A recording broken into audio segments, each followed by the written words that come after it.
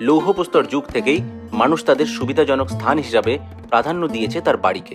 আদিম যুগে ছিল পাহাড়ের গুহা, গাছের কোটর, যা বিবর্তিত হয়েছে ইট কাঠের বাড়িতে। প্রতিটি মানুষ সারাদিন যেখানেই থাকুক না কেন, দিন শেষে ফিরে আসে তার কমফোর্ট জোন অর্থাৎ বাড়িতে। যেখানে থাকে তার পরিবার, রয়েছে ভালোবাসা, রয়েছে নিশ্চিন্তের ঘুম। শুধুমাত্র দেওয়াল, আসবাবপত্র একটি বাড়িকে সুসজ্জিত করে না, সেখানে দরকার প্রেম, ভালোবাসা, পরিবার।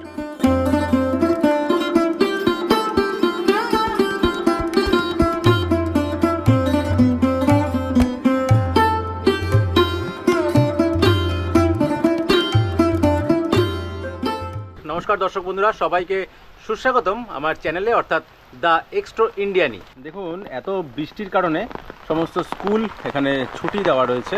সত্যি প্রচণ্ড বৃষ্টি রয়েছে। আমি আমার দর্শক বন্ধুকে প্রথমেই জানিয়ে রাখি যে প্রায় 3-4 দিন যাবৎ লাগাতার বৃষ্টি চলছে। দেখুন, স্থানে স্থানে কুকুরগুলো রয়েছে।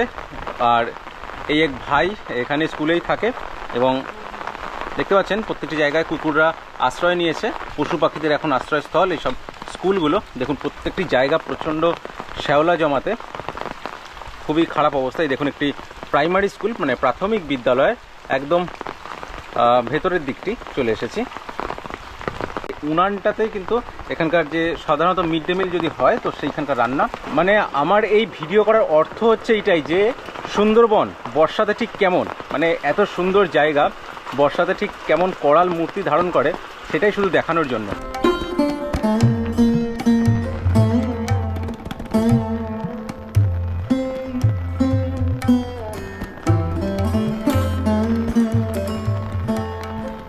দেখুন, এই ছোট ছোট যে খালগুলোর পাড়ে বাড়িগুলো রয়েছে, তাতে কি সুন্দর কাঠের ব্রিজ করে রাখা রয়েছে। আমি সেই ব্রিজটি অতিক্রম করে ওপারে যাচ্ছি। দেখুন, যদিও বেশ শক্তপোক্তই মনে হচ্ছে, কোনো অসুবিধা নেই। এবং মুরগি দেখতে পাচ্ছি। দেখুন, বৃষ্টিতে প্রায় ভেজা কাকের মতো হয়ে গেছে। দেখুন মুরগিগুলো।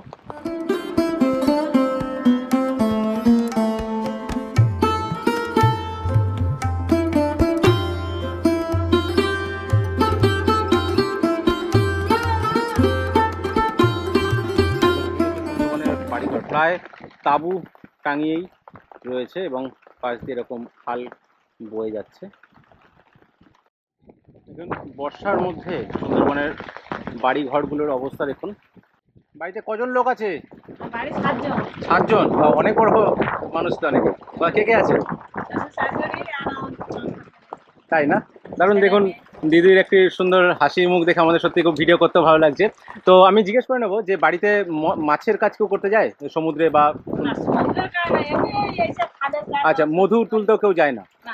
আচ্ছা। আর ফার্স্ট জাল দেখলাম, ফার্স্ট জালে মানে কি কি মাছ ওঠে? তাই, ট্যাংরা, তেলাপিয়া। বাহ। এবং আপনাদেরকে আমি পুঙ্খানুপুঙ্খ ডিটেলস দেবো বাড়ি ঘরগুলো এবং এখানকার মানুষজন কেমন করে রয়েছে এই অতিবৃষ্টিতে। মানে প্রচুর বৃষ্টি হচ্ছে এখন। দেখুন, আমি একটি বাড়ির পেছনের দিকে যাচ্ছি। প্রত্যেকটি বাড়িতে এখানে হাঁস, মুরগি বা গরু প্রায় থাকেই। এই বাড়িতেও রয়েছে হয়তো। দেখুন, বাড়ির পেছনের দিকে আমি প্রায় চলে এসেছি। দেখুন, এই যে জলাশয়গুলো দেখা যাচ্ছে, এগুলো কিন্তু কোনো জলাশয় না, এগুলো ধান জমি। ঠিক আছে, দেখছেন চারিদিকে কিরকম বৃষ্টি হচ্ছে সারা দিন। মানে প্রায় এখানে 2-3 দিন ধরে বৃষ্টি চলছে, হয়তো আগামীও হবে, আগামীতেও। তো আমি আমার দর্শক বন্ধুদের কাছে শুধু একটি আবেদন করবো যে প্লিজ তোমরা একটু সাপোর্ট করো।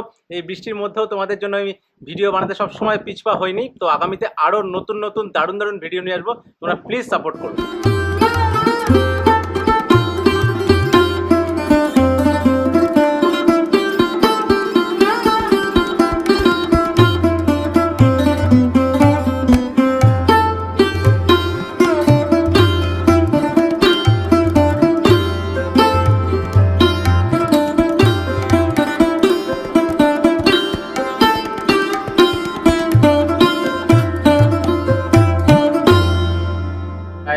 পুরুষদের পাশাপাশি আমাদের এখানে মহিলারাও তাদের জীবিকা নির্বাহতে সমানভাবে উপযোগী।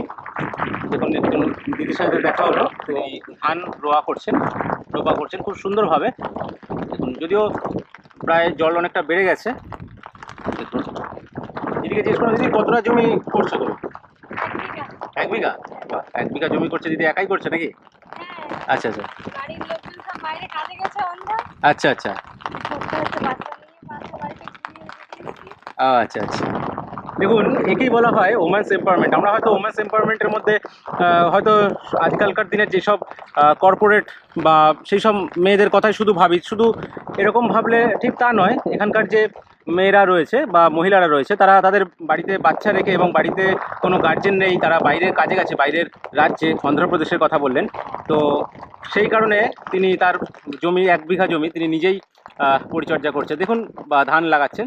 সত্যি হয়তো ওমেন্স এম্পাওয়ারমেন্ট একেই বলে। আমরা দেখুন, আমরা মহিলাকে কখনো দেখেছি দেবী দুর্গা হতে, কখনো বা মা চণ্ডী। দেখুন এখানে একদম অন্নপূর্ণার মতো তিনি তার সিদ্ধ হস্তে ধান বুনছেন। কিছুদিন পরেই এগুলো সোনার ফসলে পরিণত হবে। দেখুন মানে এই যে একটা কি সুন্দর দৃশ্য, আপনারা সামনে না দেখলে বুঝতে পারবেন না। সত্যি আমার ভিডিও করতে পেরেও খুব ভালো লাগছে। এরকম বর্ষায় আরেকটি বাড়িতে আমি প্রবেশ করছি। দেখুন সেরকম একটি খাল এবং খালের ওপারে রয়েছে বাড়ি, এবং বাড়িতে ঢুকতেই আমি যে বর্ণনাটি দেখে দেব সেটা দেখতে পাচ্ছি। একটি ভ্যান দাঁড়িয়ে রয়েছে, ভ্যানের উপরে কিছু গাছপালা কাটা এবং একটি বিচালির স্তূপ রয়েছে। দেখুন, যদি আমার ক্যামেরার একটু বর্ষার জন্য জলের জন্য একটু ড্যাম মনে হচ্ছে, তো আমি দেখানোর চেষ্টা করবো। এই দেখুন বাড়িটির অবস্থা। দেখুন বাড়িটিতে চারিদিককার অবস্থা দেখুন, অ্যাডবেস্টার দিয়ে ছাওয়া, এবং প্রত্যেকটি বাড়ির ন্যায় এই বাড়িতেও রয়েছে একটি পশুর জায়গা। দেখুন হাঁস মুরগি সে খামারে রয়েছে। দর্শক বন্ধুদের হয়তো পরিষ্কার দেখাতে পারছি না, কারণ এখানে বেশ আলোর অভাব এবং চারিদিকে বৃষ্টি হওয়াতে সত্যি সব কিছু অস্পষ্ট। দেখুন সুন্দরবনের এক একটি বাড়ি।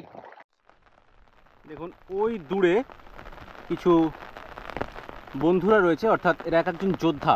দেখুন চারিদিকে এখানকার জলাশয়গুলো প্রায় পরিপূর্ণ হয়ে গেছে, আর হয়তো একদিন বৃষ্টি হলেই এগুলো সমস্তটাই ওভারফ্লো করবে। সারাদিন যদি বৃষ্টি হয়, সত্যি এখানকার অবস্থা খুবই খারাপ এই মুহূর্তে।